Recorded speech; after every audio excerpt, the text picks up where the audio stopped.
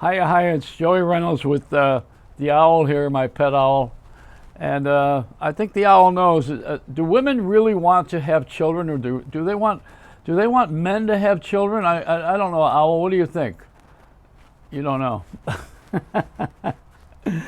Abortion. Okay, what's abortion? Abortion is something that is a religious belief right now, I think, partially. Another one is women's rights. That's another belief. We got so many ideas from so many people in this country. When we first got here and we settled the country, women had babies, and nobody thought about destroying the act of having a baby if they had been hit by sexually assaulted by a sheriff or a marshal or a criminal. You know, maybe they did think of it back then. I know. I'll tell you one thing. You maybe don't know this. First of all, let me show you. Oh, the owl. The owl fell on that one. I guess I'm in dangerous territory. But look at my shirt here. See what it says here? What does it say? Come on. Read it closely. Right? Okay. I know it's a whole paragraph instead of a sentence. Bumper stickers used to be just one sentence. All right, back to this childbirth. In the pioneer days, someone would have a baby and be very proud to have a child. You know, I mean, except if it was if you were raped. I mean, nobody should ever have to carry that child unless you want to. That's the thinking, right? See, women used to not have to work, and we had to go to work because the economy it's expensive. So two people in the family have to work. Now you're lucky we don't put the kids out there. And you know, and they want to shorten the work hours too. In Italy, they only have 3-day weeks. You know, we want to have 4-day weeks here in this country now, pretty soon. I think we have no-day weeks the way it's going now. Nobody shows up. If they don't want to, they don't go to work. But there's a lot of controversy with all this stuff. See, and that's the point. The point is that if you want to get into all of that stuff, all these discussions about the politics and the January 6th and the abortion and the war and the rockets that are being made in North Korea, your life is going to suck. I mean, forget the media. We're the guys that put out all this garbage. See, there is no social networking without the media, because people do not get up in the morning and invent and create and bring their great imagination to the table without hearing it somewhere else or having some source, someone telling you, meaning hearing it somewhere else, or if you got it off the air. Radio, maybe. These days with the talk radio, not so much. But television and the internet and reading stuff, we still read stuff. So people got these ideas. Then you have social networking. See, social network comes from a source. So what's the poison? It's the poison in the water of the source. This is not exactly a source Perrier. This is a source poison, poison A, where we get something, we hear it, we bite into it, we have an opinion, and we immediately judge, too. That's another thing. We watch television, we see something someone's done, and we have the video, and all of a sudden we're the judge and the jury. Yet none of us want to go to jury duty. We don't want to go do that, but we do want to watch it on TV and make an opinion, right? And we want our opinion to be filed. And so social networking is very cool, but it's got a side to it that's sting. So does the abortion issue. Now, let me tell you about this, okay? If you've never had a child, you would not know how painful it is for women to have children. Or if you haven't gone to any one of the childbirth classes. I've had a couple kids, my part of it, the sperm club, but that's my donation. I don't know, I had sex and we had kids. Hey, how unusual, right? The only reason I was born is my father, the train used to go by our house and my mother rolled over one night. That was the end of it. It's only a joke. Okay, anyhow, the abortion thing comes maybe from women wanting to work and having to work, maybe having too much hardship, maybe not having the right sex partner, and they don't want to go through that again. But let me tell you the natural childbirth thing. There are 3 of those natural childbirth places. There's La Boyer, the Lamaze, and the Bradley method. Those are the 3 where if you are a gentleman or a man, you go to those classes and you learn with your wife or the woman who is expecting the child, and you learn how to make life easier for the childbirth. And Bradley, incidentally, is the one I took. He was a Canadian veterinarian. Can you imagine that? That's a guy who I learned how to deliver a baby from, or at least be part of the delivery. Then when you get in the delivery room, usually what happens is your wife doesn't want anybody else to see her vagina, and and you got a camera. They don't like the camera thing so much, but that's one of the reasons you're there. And it's embarrassing to some people to show their private parts, but I don't know why we all got them. But that's the way it is in our society, or we wouldn't have jock straps and panties, But we do have a different kind of a society when it comes to the pilgrim-like thinking of what we would call, I would say, puritanical. We really go, we want to do that little thing,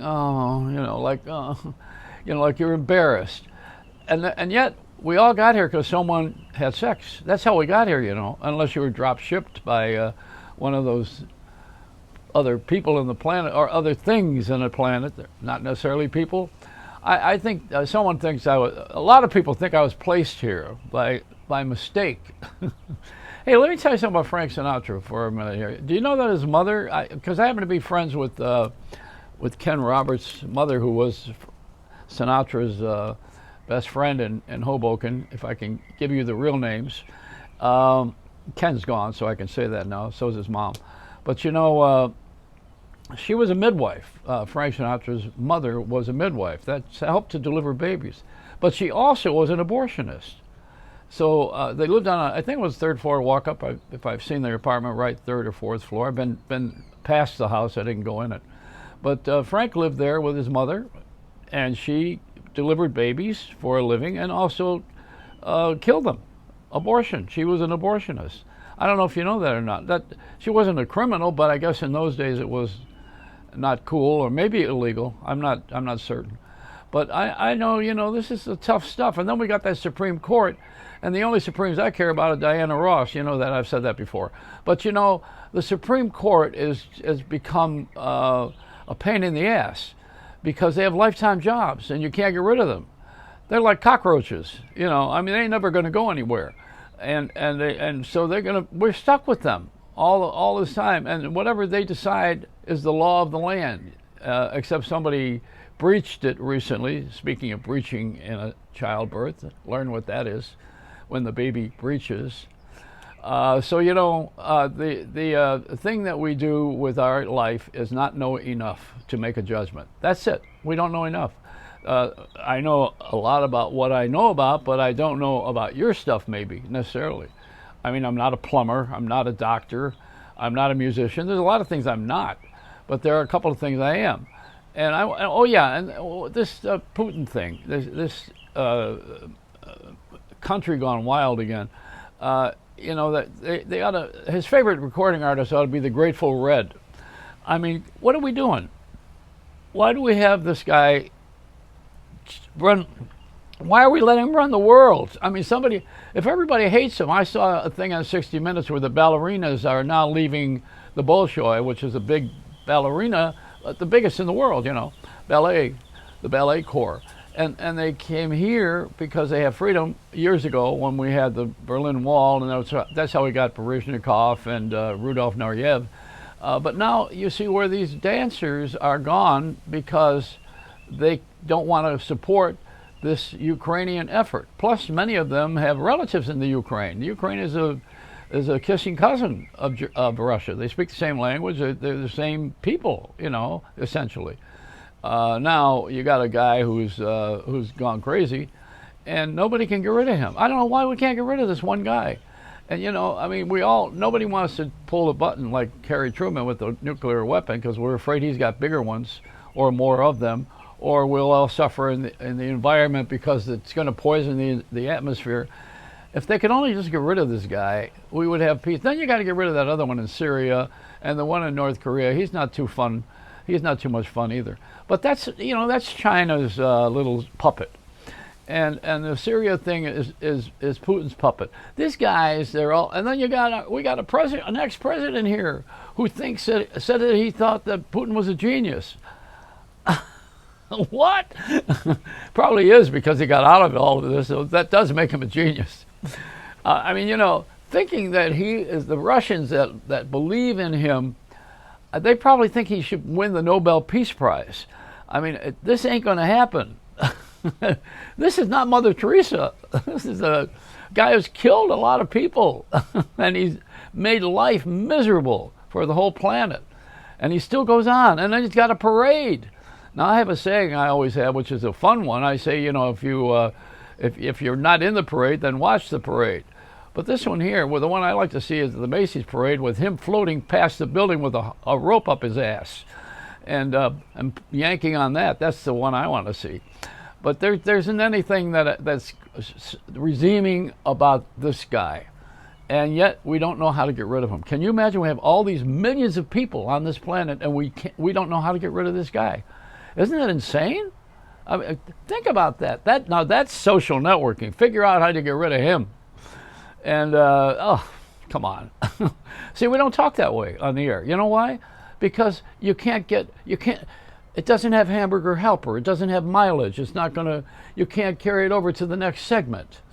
This whole world is segmented. It operates on numbers. We're all mathematicians. They operate on the scores of a team, on how old you are to work. In my case, we talk about ratings. We talk about the approval rating of the president, if you can imagine that. That's got to change every hour, like a McDonald's sign. And we got all these numbers that we follow. We follow all these numbers. Numerology should be our religion, really, in this country. We start measuring everybody's the size of their breasts and their private parts, other things mentioned. But we do things that are all about math. And yet, what subject do we do the poorest in school? Money. What's money? Economy. What's economy? Math. Hello. Yeah. Oh, somebody picked up the tab for a lot of black students today, which is very cool that they did that at a school at graduation. They took all the student loans away. At least we're helping education in an area where it's been sorely needed.